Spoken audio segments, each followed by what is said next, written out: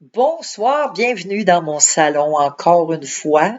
Alors, il nous reste quelques semaines avant de terminer cette merveilleuse leçon. Alors, ce soir, on va voir qu'est-ce qu'un gérant fidèle. Alors, un gérant, ce qu'il faut apprendre, c'est quelqu'un qui gère des biens de quelqu'un d'autre. Ça, c'est un gérant. Et dans la parole de Dieu, Dieu nous demande d'être en mesure de gérer ses biens à lui. Parce que tout ce que l'on est, tout ce que l'on a, appartient à Dieu. Tout ce qui nous a été donné ou prêté appartient à Dieu. Et il faut être en mesure de bien gérer ce qu'il nous a donné. Et on va voir de bien des façons, dans bien des domaines, comment gérer les choses de Dieu. C'est quoi exactement? On va regarder ensemble 1 Corinthiens 4:2.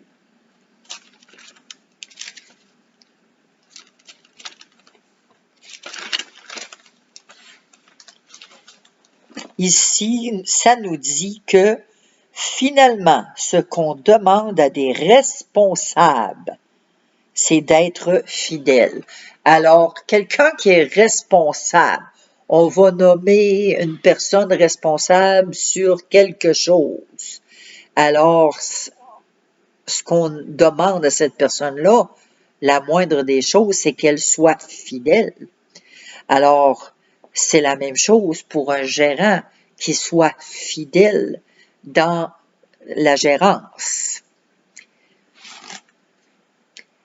Donc, on a un passage qui est comme parallèle, qui va nous en dire un petit peu plus, et c'est dans Luc 16,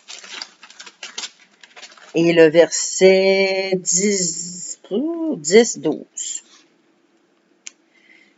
Alors ici, ça nous dit que quand on peut faire confiance à quelqu'un pour une toute petite chose, on peut lui faire confiance aussi pour une grande.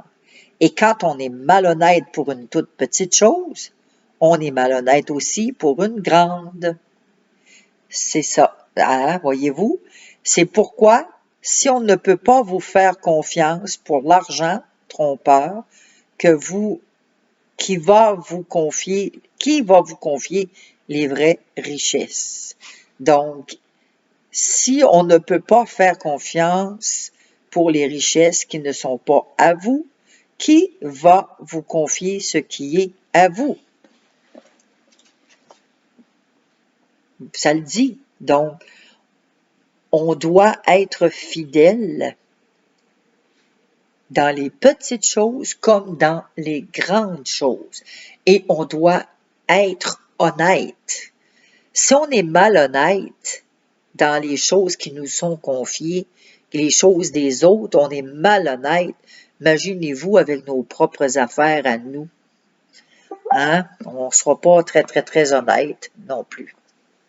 Alors, il faut être en mesure de bien gérer, d'avoir une fidélité et une honnêteté pour la gérance des choses. Quels sont quelques-uns des domaines dans lesquels Dieu s'attend à ce que vous soyez de bons gérants? On va regarder Éphésiens. La gérance dans bien des domaines, on va regarder ça parce que c'est important d'être en mesure de gérer parfaitement ce que Dieu nous demande. Éphésiens 5, versets 15-16. Faites bien attention à votre conduite.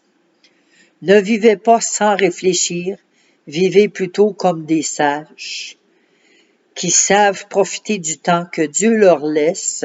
Les jours que nous vivons sont mauvais. Alors ici, Dieu, il veut qu'on gère notre temps, qu'on gère notre conduite. Dans le fond, qu'on ait une maîtrise de soi, qu'on soit capable de se maîtriser. qu'on gère notre conduite et qu'on gère notre temps. Romains. On va aller voir Romains 12. Oups. C'est plus par ici, Romains 12. Et c'est le verset 6. Romains 12, verset 6, qui dit, je vais le trouver, bon, « Nous avons reçu de Dieu des dons, et ils sont différents pour chacun de nous. Alors, si quelqu'un a le don de parler comme un prophète, qu'il parle en accord avec la foi commune à tous. » Alors ici, Dieu demande qu'on soit de bons gérants, de bons gestionnaires dans les prophéties. Et ça, c'est-à-dire que les prophéties, quand on en reçoit, ça ne veut pas dire qu'on doit les déballer tout de suite, parce qu'il y a des prophéties que oui, c'est pour maintenant, mais il y a des prophéties que c'est pour plus tard. Et donc, il faut être en mesure d'être capable de délivrer les prophéties au temps fixé par Dieu. Être en mesure de gérer ces prophéties-là, puis dire, ah, celle-là, oui, c'est le temps, puis être à l'écoute du Saint-Esprit, hein, c'est normal. Alors, si on écoute le Saint-Esprit va nous dire, oui, cette prophétie-là, oui, tu peux le dire maintenant. Ça, non, dis-le pas maintenant, attends plus tard. Donc, avoir une gérance dans les prophéties, c'est important. Proverbe 3. Et on va regarder le verset 9, 10. Honore le Seigneur en lui offrant ce que tu as. Donne-lui la première part de tes récoltes. Alors tes greniers seront pleins de grains, et tu manqueras de place pour garder ton vin. Donc, c'est pas compliqué d'honorer Dieu, avoir une bonne gestion des revenus que l'on a et d'accorder à Dieu la première part de nos récoltes, de nos revenus. On va dans 1 Corinthiens 6.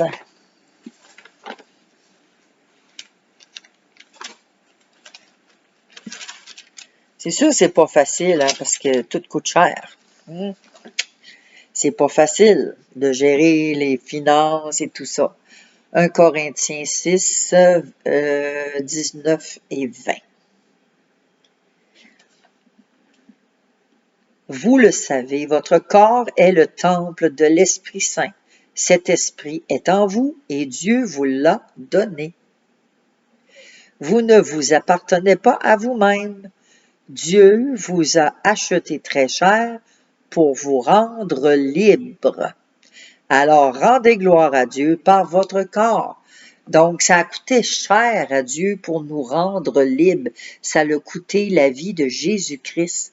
Jésus-Christ a payé pour nous à la croix pour nous rendre libres.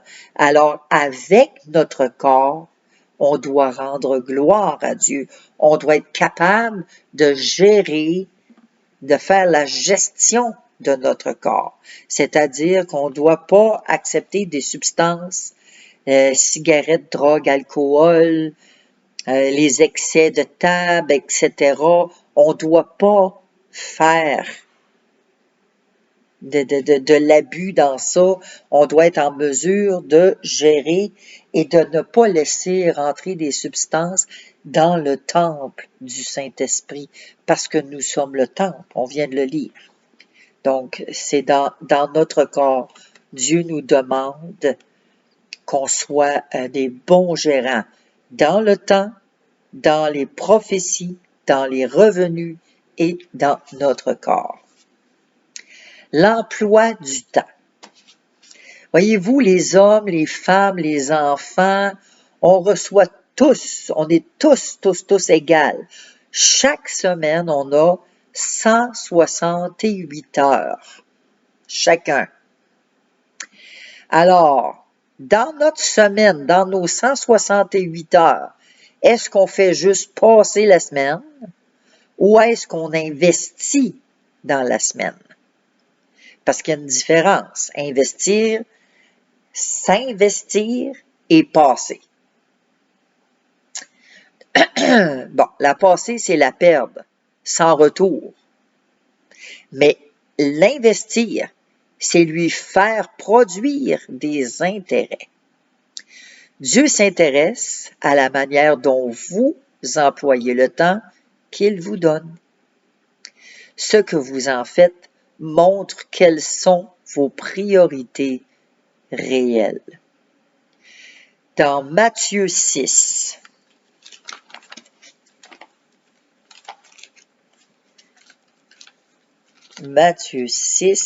à partir du verset 25 jusqu'à 34. C'est pourquoi je vous dis, ne vous faites pas de soucis pour votre vie ni pour votre corps. Ne vous demandez pas qu'est-ce que nous allons manger, avec quoi est-ce que nous allons nous habiller. Oui, votre vie est plus importante que la nourriture et votre corps est plus important que les vêtements. Regardez les oiseaux, ils ne sèment pas, ils ne moissonnent pas, ils ne mettent pas de récolte dans les greniers, et votre Père qui est dans les cieux les nourrit. Vous valez beaucoup plus que les oiseaux. Ce n'est pas en vous faisant du souci que vous pouvez ajouter un seul jour à votre vie.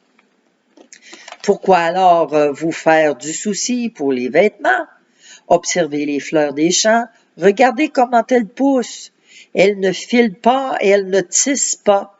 Pourtant, je vous le dis, même Salomon, avec toute sa richesse, n'a jamais eu de vêtements aussi beaux qu'une seule de ses fleurs. L'herbe est aujourd'hui dans les champs et demain on la jettera au feu. Et pourtant Dieu l'habille de vêtements magnifiques. Vous qui n'avez pas beaucoup de foi, vous pouvez être sûr d'une chose. Dieu en fera au moins autant pour vous. Ne soyez pas inquiets en vous demandant qu'est-ce que nous allons manger, qu'est-ce que nous allons boire, avec quoi est-ce que nous allons nous habiller. En effet, les gens qui ne connaissent pas Dieu cherchent tout cela sans arrêt. Vous avez besoin de toutes ces choses et votre Père qui est dans les cieux le sait bien. Cherchez d'abord le royaume de Dieu et ce que Dieu demande. Il vous donnera tout le reste en plus. Donc, ne vous faites pas de soucis. Demain se fera du souci pour lui-même. La fatigue d'aujourd'hui suffit pour aujourd'hui. Donc, les gens qui connaissent pas Dieu, ils vont chercher ces choses-là sans arrêt. Qu'est-ce qu'on va manger? C'est quoi que je vais me mettre sur le dos? Comment? On cherche sans arrêt quelqu'un qui ne connaît pas Dieu. C'est écrit. Alors, ici, on est à Nantes-Rose, là. Quelles sont les deux choses que les croyants devraient rechercher? Le royaume de Dieu et sa justice. C'est ces deux choses-là que Dieu nous demande de rechercher. Le royaume de Dieu, c'est le règne de Dieu. C'est là où la sainteté est présente. La paix, l'amour, la vie. C'est tout ça. C'est ça, le royaume de Dieu. La justice de Dieu, c'est ce qui est pur, ce qui est droit, ce qui est vrai. C'est le caractère. La justice, c'est le caractère de Dieu. Il n'y a point de péché. Dieu est parfait. Qu'est-ce qui, selon Dieu, doit précéder le ministère dans l'Église? Qu'est-ce qui doit précéder? D'après vous, on va regarder ça dans 1 Timothée. Si je peux le trouver, là, 1 Timothée, j'ai tout le temps de la misère avec. Hein? Bon.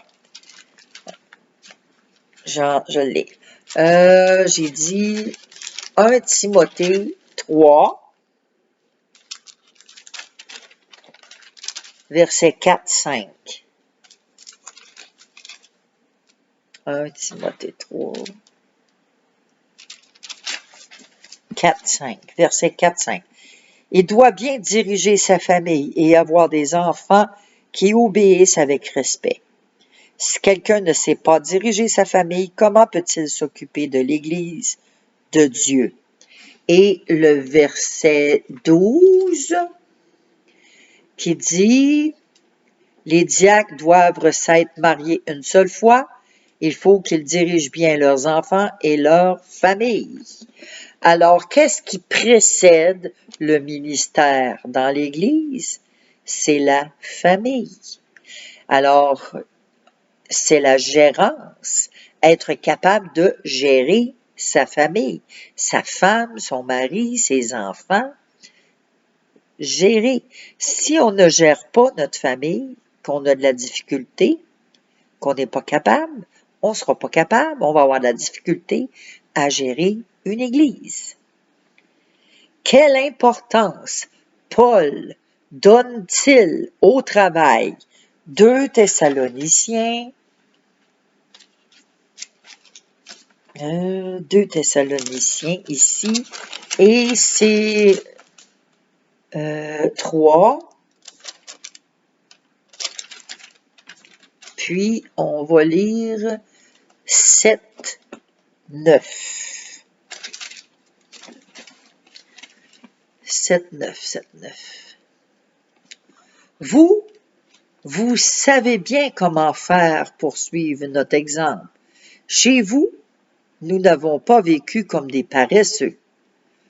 Nous n'avons demandé à personne la nourriture que nous avons mangée, mais nous avons travaillé durement et nous sommes fatigués nuit et jour. Nous avons travaillé pour ne rien vous coûter. Jusqu'à 9.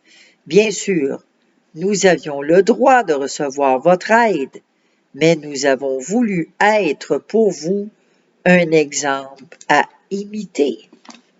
Alors, c'est dans le travail, travailler nuit et jour, sans relâche, dans le fond, d'être capable de gérer son temps, son travail, de ne pas dépendre de la société, de ne pas dépendre d'un frère ou d'une sœur, comme ici ils le disent. On a travaillé durement pour vous montrer, pour vous servir d'exemple. Nous n'avons pas demandé à personne la nourriture que nous avons mangée. On a travaillé à notre gagne-pain. On a travaillé dur pour pas rien devoir à personne. C'est ça, dans le fond. Être capable de bien gérer ses affaires pour pas devoir à personne.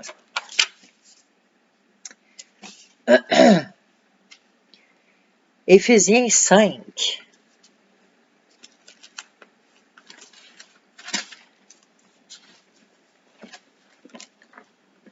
Donc, que nous dit Paul sur la façon d'employer son temps?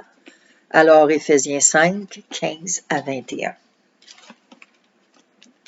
La façon qu'on emploie notre temps. Faites bien attention à votre conduite. Ne vivez pas, oui, on l'a lu tantôt, mais on va le relire quand même parce que c'est important. Ne vivez pas sans réfléchir, vivez plutôt comme des sages qui savent profiter du temps que Dieu leur laisse. Les jours que nous vivons sont mauvais. C'est pourquoi ne soyez pas stupides, mais comprenez bien la volonté du Seigneur. Quand même, hein? Donc, il faut réfléchir, il ne faut pas être stupide. Ne buvez pas trop de vin. La boisson pousse les gens à se détruire, mais soyez remplis de l'Esprit Saint. Ensemble, dites des psaumes, des hymnes, des cantiques qui viennent de cet esprit. Chantez la louange du Seigneur de tout votre cœur. Remerciez Dieu, le Père, toujours et pour tout, au nom de notre Seigneur Jésus-Christ. Obéissez les uns aux autres par respect pour le Christ. Alors ici, la façon qu'on doit employer notre temps, c'est de ne pas être insensé, mais d'être sage. Il faut racheter le temps, comprendre la volonté de Dieu de ne pas s'enivrer, mais on doit être rempli de l'Esprit Saint. On doit chanter des hymnes, des psaumes, des cantiques. On doit rendre en toutes choses, on doit rendre grâce et on doit se soumettre les uns les autres. Ici, l'emploi de ces dons, parce que le Saint-Esprit donne des dons. Hein, on peut en recevoir 1, 2, c'est comme la parabole des talents, là. Alors, on peut recevoir 1, comme on peut recevoir 2, 4, 5. Qu'est-ce que Dieu donne à chaque chrétien? Sans exception. Qu'est-ce que Dieu donne à chaque chrétien? Et pourquoi nous fait-il ces dons? 1 Pierre 4. On va regarder ça. Et ça, c'est chaque chrétien. Sans exception. 1 Pierre 4, verset 10.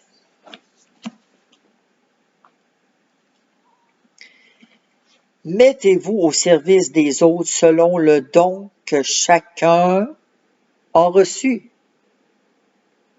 Soyez comme de bons serviteurs qui prennent soin des dons variés de Dieu. Qu'est-ce que Dieu donne à chaque chrétien? Chaque chrétien. Le don que chacun a reçu. Il n'y a pas personne qui peut dire « Ah, moi, j'ai pas reçu de don, moi. Ah, ben, des fois, j'entends ça souvent. Ah, moi, j'ai le don de critiquer. C'est pas un don, ça. » Hein? Donc, il faut faire attention. On a tous reçu un don.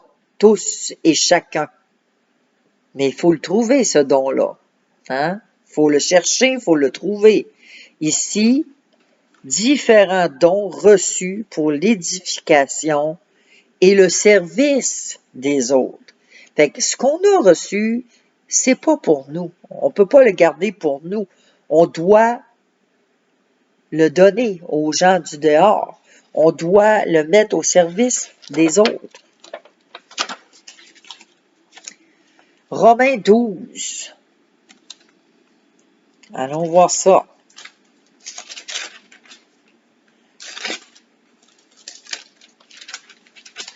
De 3 à 8. Dieu m'a donné gratuitement ses bienfaits. Je peux donc dire à chacun de vous, ne vous croyez pas plus important que vous n'êtes, mais que chacun se juge comme il est, selon la mesure de foi que Dieu lui a donnée en partage. En effet, dans notre corps, il y a plusieurs parties, et elles ne font pas toutes la même chose. De même, nous qui sommes plusieurs, nous formons tous ensemble un seul corps en étant unis au Christ. Et nous sommes tous unis les uns aux autres, chacun à sa place, comme les parties d'un même corps. Nous avons reçu de Dieu des dons et ils sont différents pour chacun de nous. Alors, si quelqu'un a le don de parler comme un prophète, qu'il parle en accord avec la foi comme à tous. Et jusqu'à 8, si quelqu'un a le don de servir, qu'il serve. Si quelqu'un a le don d'enseigner, qu'il enseigne. Si quelqu'un a le don d'encourager, qu'il encourage. Celui qui donne doit donner sans compter. Celui qui dirige la communauté doit le faire avec ardeur. Celui qui aide les pauvres doit le faire avec joie. C'est des différents dons qu'on a reçus. Alors ici, on va dresser la liste des dons que Dieu accorde aux chrétiens. Le don de prophétie, le don de ministère, l'enseignement, l'exhortation, la distribution de données, de présider, Le don de miséricorde, mais on va le lire ici parce que ça, c'est une autre version que j'avais. Donc ici, on a le don de prophétie, le don de servir, le don d'enseigner, le don d'encourager et le don de donner sans compter. Alors, quand on donne avec joie. Hein? C'est important. Ça me fait penser un peu à moi quand je vais pour le ministère Onésime. J'ai toujours une joie. C'est toujours une joie quand je vais donner aux pauvres, aux démunis, aux sans-abri. Je trouve ça tellement extraordinaire. C'est gratifiant, c'est bénissant et la gloire revient à Dieu parce que je suis tout le temps étonnée de voir, mois après mois, depuis maintenant 5 ans, comment est-ce que Dieu me surprend, comment est-ce que Dieu met la joie dans mon cœur quand c'est le temps de préparer la nourriture. Parce que oui, je donne de la nourriture et je suis tellement bénie de faire ce ministère-là. Vraiment, c'est un don extraordinaire que Dieu m'a donné, que je mets au service des autres. Quelle opinion un chrétien devrait-il avoir de lui-même et des dons qu'il a reçus?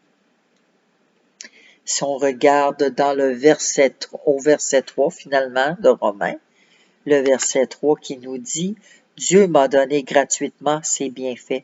Je peux donc dire à chacun de vous, ne vous croyez pas plus important que vous n'êtes, mais que chacun se juge comme il est selon la mesure de foi que Dieu lui a donnée en partage. » Donc, ne pas avoir une trop haute opinion de nous autres-mêmes, d'être sobre selon la mesure de foi que Dieu nous a donnée.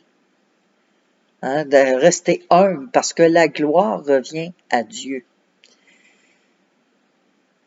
Si on résume l'enseignement de Paul sur la manière dont les chrétiens devraient employer les dons que Dieu leur a donnés, ben, c'est que les dons doivent être mis au service des uns des autres. C'est ça. C'est ça exactement. Ici, pourquoi est-il important d'avoir une attitude juste vis-à-vis de l'argent? Parce que vous savez, il y en a qui sont avares. Hein? On sait que la gestion de l'argent n'est pas tant une technique qu'une attitude. Hein? Il y en a qui l'argent, ils aiment beaucoup, beaucoup ça. Et quand on parle d'attitude, on touche aux émotions. Ainsi, gérer de l'argent revient, en fin de compte, à être maître de soi et à contrôler ses émotions. Alors, si je peux donc avoir de l'argent, je vais faire ce que je veux, je vais m'acheter ce que je veux. Voyez-vous? Celui qui n'apprend pas à se dominer ne sera pas plus apte à gérer son argent. Donc, si on n'est pas capable d'avoir la maîtrise de soi, de se maîtriser, qu'on veut tout acheter, bon, on ne gérera pas notre argent. C'est ça, dans le fond, qu'est-ce que ça veut dire. Pourquoi est-il important? On va aller voir 1 Timothée 6. Je pense qu'on l'a lu tantôt, mais c'est quand même bon de relire 1 Timothée 6 et c'est le verset 10. Donc ici, oui, la racine de... Non, on ne l'a pas lu, mais c'est très important ça. Oui, la racine de tous les malheurs, c'est l'amour de l'argent.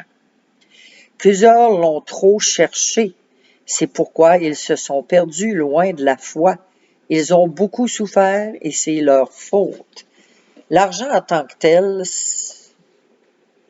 c'est pas ça. C'est pas vraiment l'argent le problème, c'est l'amour de l'argent. Aimer l'argent, aimer l'argent plus. C'est ça le problème. L'argent, c'est pas un problème, c'est l'amour qu'on a pour l'argent. C'est ça le problème. Pourquoi est-il important d'avoir une attitude juste? Car l'amour de l'argent, c'est la racine de tous les maux. De tous les maux. M-A-U-X, c'est les maux, le mal. Donc, la racine, hein, l'argent, c'est ça. C'est la racine de tout ça. Fait que c'est quand même bien. Gagner de l'argent pour pouvoir en donner aux autres. Hey, ça, là, j'entends tellement souvent. Ah, moi, je m'achète des billets de loterie, là, puis si je gagne, là, je vais donner. Mais regarde, commence par donner par le petit peu que tu as. Si tu es fidèle dans le petit peu que tu as une fidélité puis une honnêteté dans ce que tu as, ben Dieu, s'il veut, si c'est dans sa volonté puis dans son plan, parce que Dieu, il n'est pas dans la loterie, jamais, non? Mais si jamais Dieu permettait que tu gagnerais à la loterie, ben si tu as été fidèle dans des petites choses avec le petit peu que tu avais, ben à ce moment-là, peut-être que là, gagner de l'argent pour pouvoir en donner aux autres, ça se réalisera. Peut-être. Donc, il y a une mise en garde contre l'acquisition de la richesse. Hein? Des mises en garde. Parce que vous savez que gagner à la loterie, là, c'est pas tant si chanceux que ça, gagner à la loterie. C'est pas de la chance, ça, là. Luc 16. On l'a vu avec la famille et la vigueur, comment ça a été, hein? Ça a fait leur malheur, ça. Luc 16, verset 11. C'est pourquoi, si on ne peut pas vous faire confiance pour l'argent trompeur, qui va vous confier les vraies richesses? Qui? Donc, ici, il y a des mises en garde contre l'argent trompeur. L'argent trompeur, c'est de l'argent mal acquis, hein? Ici aussi, il y a un conseil, il y a quelque chose ici qui nous avise concernant emprunter de l'argent et s'endetter. Proverbe 22.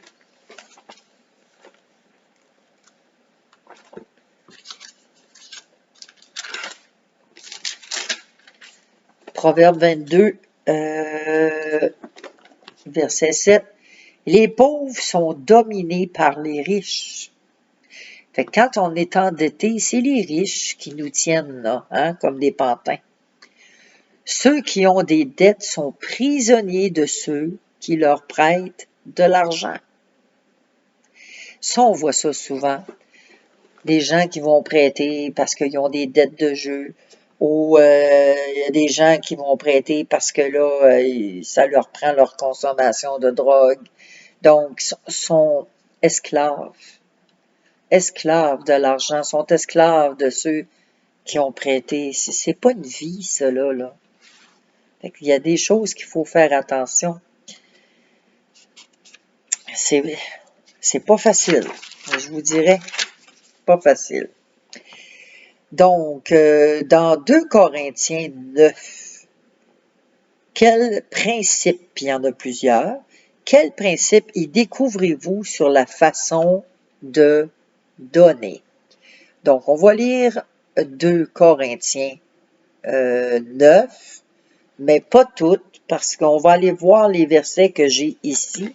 Sans ça, on finira jamais. 2 Corinthiens. Non, c'est sûr que je veux pas prendre tout votre temps non plus, puis quand on a passé 1 heure ensemble, c'est suffisant. 2 Corinthiens 9.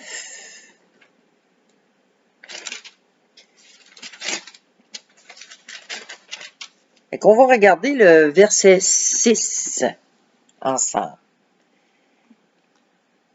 Il faut le savoir, celui qui sème peu de graines récolte peu.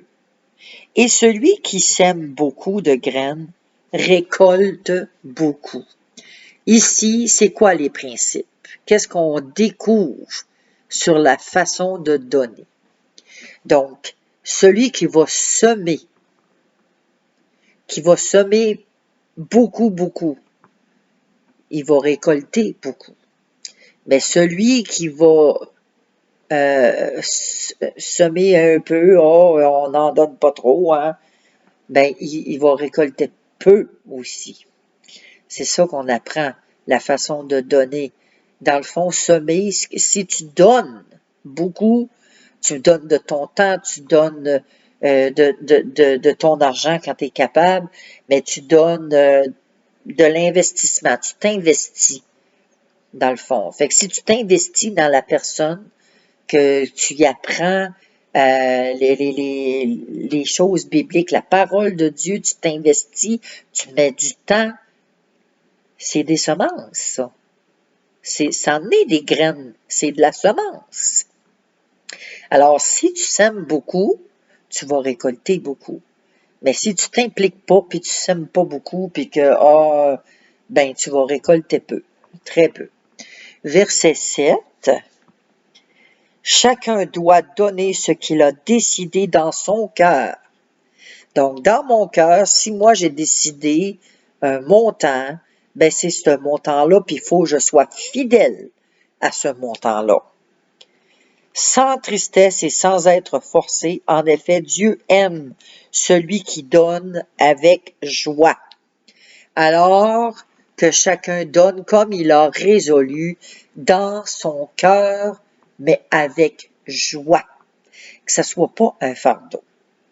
Parce que là, si c'est rendu un fardeau, ça marche plus. Ça marche plus. Verset 8.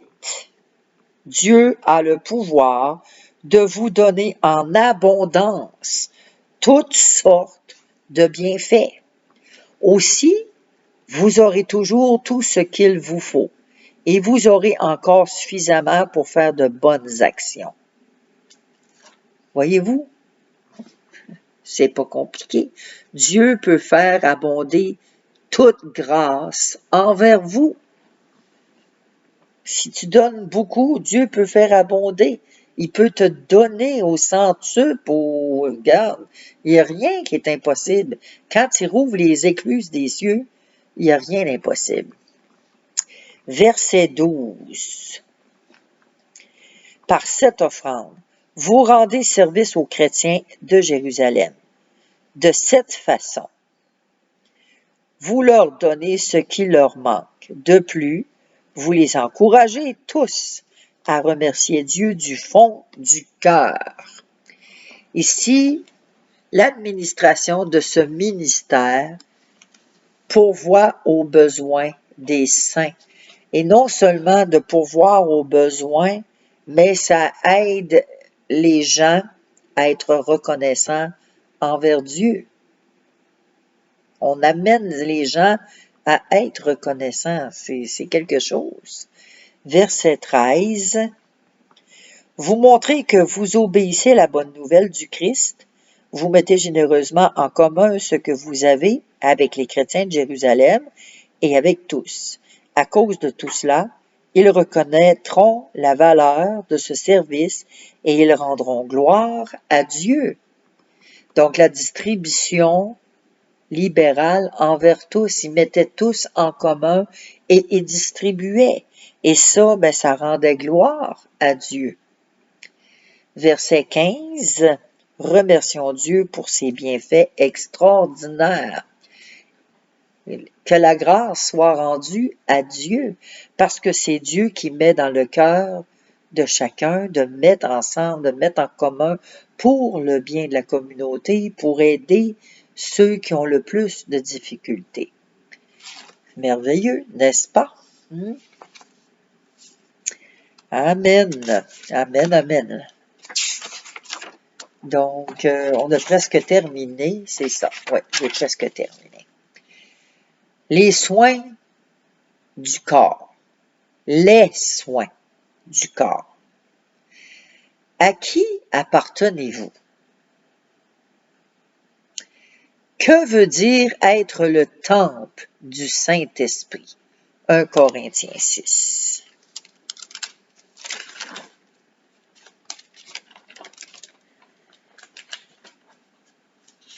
Et on l'a lu tantôt.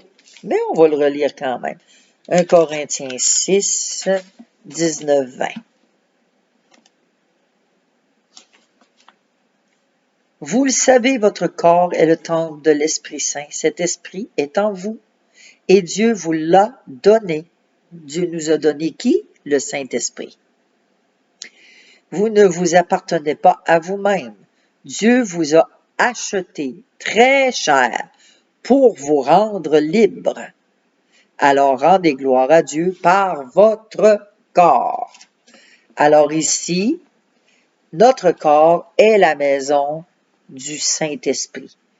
Et c'est Dieu qui habite en nous. Fait que le soin du corps, il faut prendre soin du temple. Romains 12. Romains 12, 1, 2.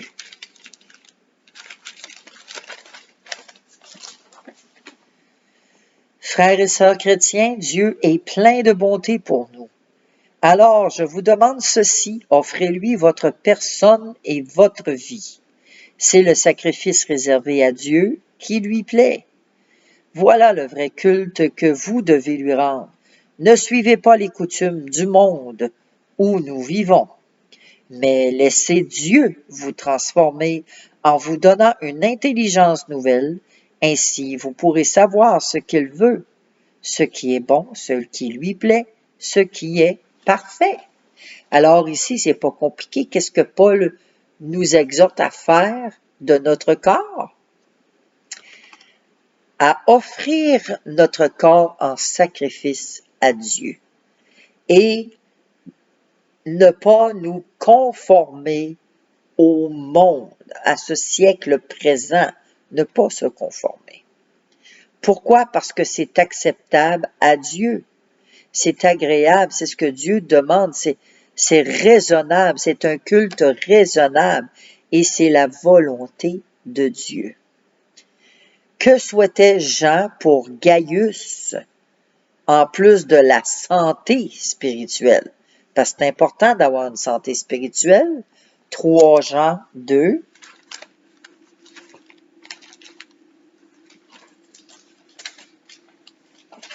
Verset 2.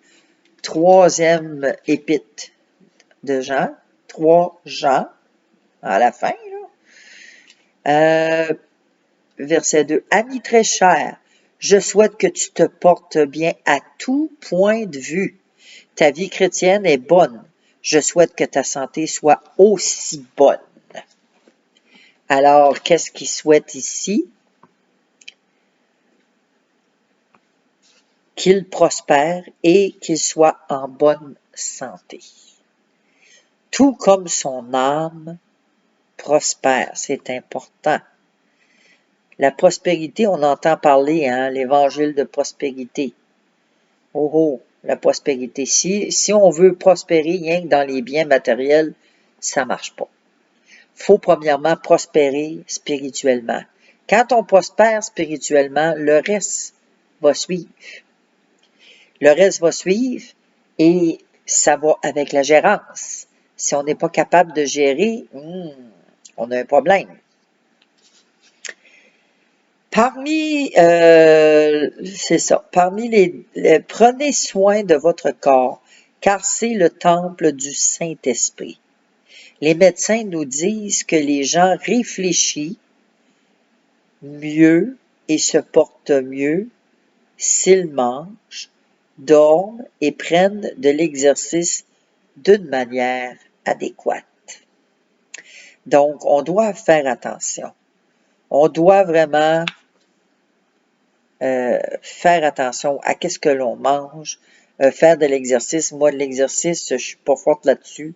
Alors, j'ai des manquements et je dois prendre soin du corps que Dieu m'a donné. Puis, se reposer, c'est important se reposer. Si on veut avoir une bonne santé, faut prendre le temps de prendre soin du corps que Dieu nous a donné. Alors, c'est ce qui complète, oui, effectivement, notre petite capsule de cette semaine. Être en mesure de bien gérer ce que Dieu nous a donné, ce que Dieu nous a confié, que ce soit la gérance de l'argent, de nos finances, que ce soit la gérance des dons qu'il nous a donnés, que ce soit la gérance au niveau du temps. Hein, on a vu qu'on a 168 heures par semaine. Alors, on sait qu'on en travaille 40 heures. Ça, c'est à part à la maison, les travaux à la maison, etc., les commissions qu'on a à faire quand on va à l'église. Vous savez, 168 heures, on passe 3 heures par semaine à l'église et on trouve ça long. Imaginez-vous. Fait qu'on a un sérieux problème, vraiment. Sur 168 heures, comment est-ce qu'on va gérer ce temps-là?